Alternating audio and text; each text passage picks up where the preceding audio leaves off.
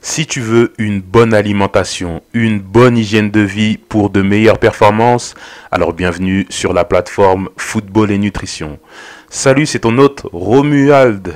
Bienvenue dans cette nouvelle vidéo, toujours dans la série consacrée aux 10 facteurs de performance au football. Alors là, nous arrivons au 7e facteur de performance et pour ce 7e facteur de performance, on va parler de l'état de santé. Mais avant d'aller dans le vif du sujet, sache que j'ai 2 guides que je t'offre et qui sont accessibles en cliquant sur le lien qui se trouve dans la description. Il s'agit de 5 recettes de petit déjeuner idéales pour footballeurs et 5 recettes de boissons sportives fait maison pour les matchs. Venons-en à présent au 7e facteur de performance et il s'agit donc du fait d'être, ou en tout cas le fait de maintenir un bon état de santé. Alors, comment rester en bonne santé? Eh bien, pour rester en bonne santé, il faut adopter une bonne hygiène de vie, c'est-à-dire l'hygiène de vie, donc c'est le concept qui a trait à l'ensemble des mesures destinées à préserver et promouvoir la santé. Donc l'hygiène de vie, c'est tout le travail invisible que tu devras faire pour te maintenir en bonne santé. Mais dans l'hygiène de vie, il y a l'hygiène déjà du corps. Donc l'hygiène du corps va concerner par exemple l'alimentation, le sommeil, mais par rapport à ces 2 points, ils feront l'objet d'une vidéo dans les prochaines vidéos justement.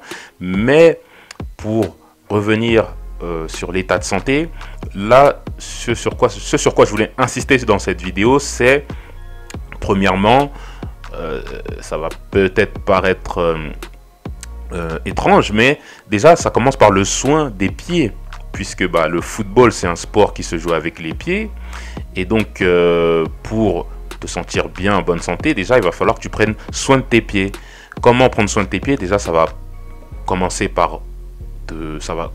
déjà en te coupant les ongles, puisque pour que tu sois à l'aise lorsque tu joues, il faut que tu aies des ongles bien coupés pour ne pas avoir de problèmes particuliers au niveau de lorsque tu tapes dans le ballon, pour ne pas avoir d'ongles incarnés, etc.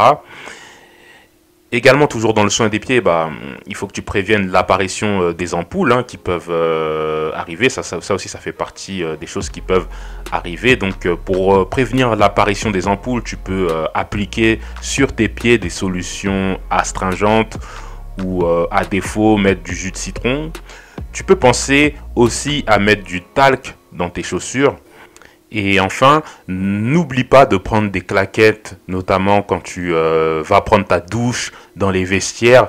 Comme ça, tu risqueras pas d'attraper des mycoses ou ce qu'on appelle les pieds d'athlète, puisque ça, c'est quelque chose qui arrive fréquemment dans les vestiaires, puisqu'on peut attraper, lorsqu'on prend sa douche, des mycoses aux pieds.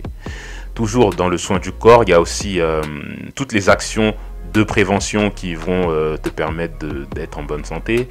Déjà, sois à jour dans tes vaccins. Essaie de t'habiller lorsque tu vas à l'entraînement d'une façon, et notamment lorsque c'est l'hiver, essaie de t'habiller d'une façon assez chaude pour ne pas attraper froid et tomber malade. Pense également à avoir de bons équipements, mais nous l'avons vu dans la vidéo concernant les équipements, que avoir des protèges tibias par exemple peuvent t'épargner, ou en tout cas peuvent diminuer le risque d'être blessé au niveau, ou d'avoir des fractures au niveau des tibias. Tu peux aussi penser à faire des étirements individuels en dehors de l'entraînement, notamment lorsque tu rentres chez toi. Et tu peux penser à faire des soins, des massages, aller au sauna par exemple. Pour ce qui concerne les examens médicaux, puisque pour savoir si tu es en bonne santé, ce que je t'encourage moi à faire, c'est des examens médicaux. Donc un examen médical avec ton médecin généraliste. Tu peux en faire rends-toi chez ton médecin généraliste au moins 1 à 2 fois par an pour faire des check-ups, pour faire des bilans. Tu peux aussi penser à faire des bilans diététiques. et même un bilan psychologique si tu en as besoin. Après, il y a tous les examens d'urine et les examens biologiques. Mais là, de toute façon, lorsque tu te rends chez ton médecin traitant, il va t'orienter sur l'ensemble des examens que tu pourras faire pour savoir si tu es en bonne santé. Toujours hein, concernant l'état de santé, il y a aussi l'hygiène. On a parlé de l'hygiène du corps, mais il y a l'hygiène de l'esprit. C'est important d'être bien dans sa tête, d'avoir un bon comportement, puisque tout ça, ça peut avoir des répercussions sur l'état de santé. Donc voilà pour cette vidéo au sujet de l'état de santé. N'hésite pas à me dire ce que tu en penses hein, dans les commentaires. Si ça t'a plu, bah, n'hésite pas aussi à liker la vidéo. Aussi, pour m'encourager à produire toujours du contenu, bah, n'hésite pas à t'abonner à la chaîne YouTube et activer la cloche des notifications pour être alerté de la prochaine vidéo. Allez, je te dis à bientôt pour la prochaine vidéo. Ciao.